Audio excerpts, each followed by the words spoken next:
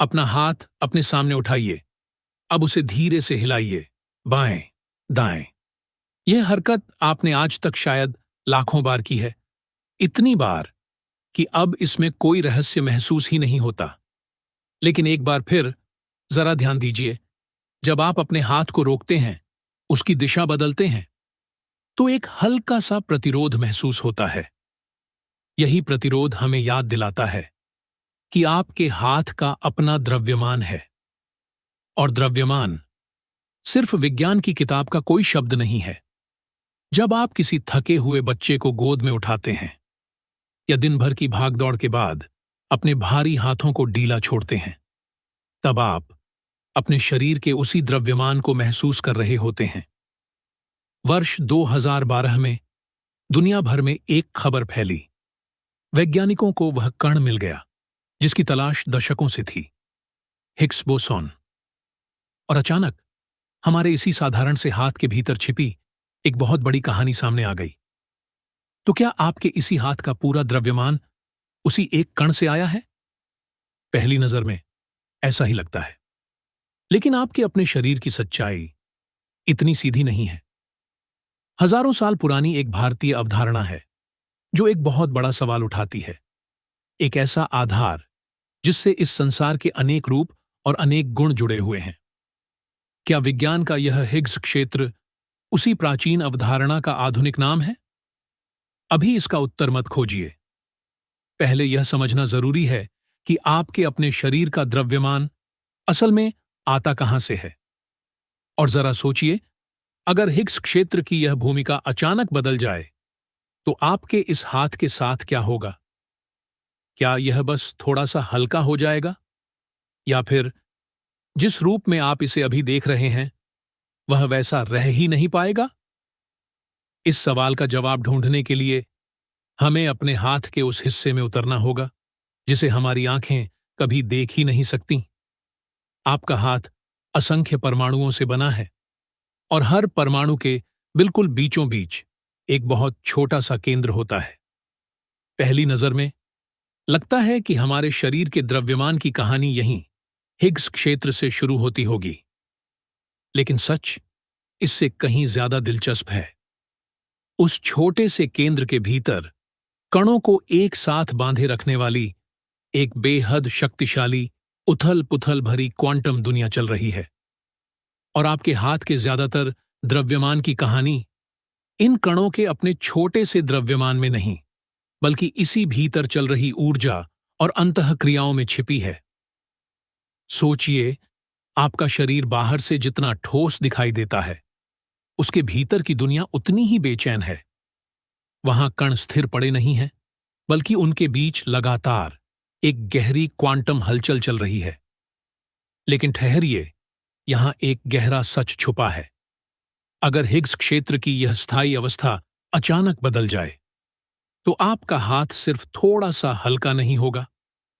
जिन परमाणुओं से आपकी उंगलियां, आपकी त्वचा और आपका पूरा शरीर बना है, उनके भीतर इलेक्ट्रॉनों का व्यवहार बदल जाएगा और परमाणुओं की वह परिचित व्यवस्था जिस पर हमारा ठोस संसार टिका है, अपनी मौजूदा अवस्था में टिक ही नहीं पाएगी।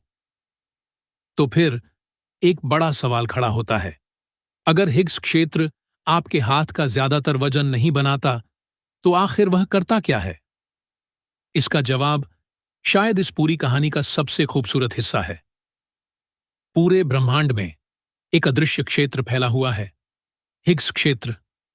यह आपके कमरे में भी है और उस सुदूर अंतरिक्ष में भी, जहां हमारी आंखें कभी पहुंच नहीं सकती।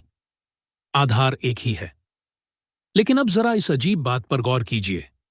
इसी एक अदृश्य पृष्ठभूमि के साथ रहते हुए कोई कण बेहद हल्का रहता है और कोई उससे कहीं अधिक भारी। कहीं अंतर इतना बड़ा है कि दोनों की दुनिया ही अलग लगती है। एक ही अदृश्य आधार, लेकिन परिणाम बिल्कुल अलग। लेकिन यह कहानी यहीं से और गहरी हो जाती है, क्योंकि कभी ब्रह्मांड वैसा था ही नहीं जैसा आप उसे आज देखते हैं। न तारे थे, न ग्रह, न आपका शरीर। सिर्फ एक बेहद गर्म, बेहद उथल पुथल भरी दुनिया। और उस दुनिया में आज हमारे शरीर को अपना सा लगने वाला द्रव्यमान अभी उस रूप में था ही नहीं। फिर ब्रह्मांड ठंडा होने लगा और किसी दूर के क्षण में वही अदृश्य हिग्स क्षेत्र आज जैसी अवस्था में आ गया। बस इतना सा बदलाव और कणों की दुनिया का रंग बदल गया। जो चीजें तब लगभग अमूर्त सी थीं, उनसे आगे चलकर वही पदार्थ बना जिसे एक दिन आप छुएंगे। जिस दुनिया को हम आज बिल्कुल सामान्य समझते हैं, वह भी कभी नई बनी हुई दुनिया थी। लेकिन यह विचार रातों रात किसी दिमाग की उपज नहीं था। इसके पीछे 20वीं सदी के विज्ञान की एक बेहद गहरी उलझन छिपी थी। एक तरफ गणित की खूबसूरत दुनिया कह रही थी कि इन कणों को बिना द्रव्यमान के रहना चाहिए। दूसरी तरफ प्रकृति कुछ और ही कहानी दिखा रही थी। जिस दुनिया को वैज्ञानिक देख रहे थे, उसे समझाने के लिए इन कणों का भारी होना जरूरी लगता था। यानी गणित एक तरफ खड़ा था और प्रकृति दूसरी तरफ। विज्ञान इन दोनों को एक साथ सच साबित करने का रास्ता खोज रहा था। और तभी एक ऐसा विचार सामने आया जिसने इस बंद रास्ते में पहली बार एक दरवाजा खोला। वर्ष 1964 स्कॉटलैंड के भौतिक शास्त्री पीटर हिग्स ने इस बंद रास्ते में एक असाधारण दरवाजा खोला। उन्होंने सोचा, शायद पूरा ब्रह्मांड एक ऐसे अदृश्य क्षेत्र से भरा हुआ है जो कभी सचमुच खाली नहीं होता। और सबसे अजीब बात, इसका असर हर कण के लिए एक जैसा नहीं होता। कुछ कणों के लिए यही क्षेत्र द्रव्यमान की कहानी का हिस्सा बन जाता है, लेकिन फोटॉन उस कहानी में शामिल नहीं होता। उसका द्रव्यमान शून्य रहता है और इसलिए वह प्रकाश की गति से चलता है। एक ही अदृश्य क्षेत्र, लेकिन हर कण के लिए उसकी कहानी अलग। लेकिन कागज पर लिखा एक गणितीय विचार और ब्रह्मांड का सच दो बहुत अलग चीजें हैं। इस अदृश्य क्षेत्र को सीधे देखना संभव नहीं था। अगर यह सच में मौजूद था, तो उसके होने का कोई मापने योग्य निशान ढूंढना था।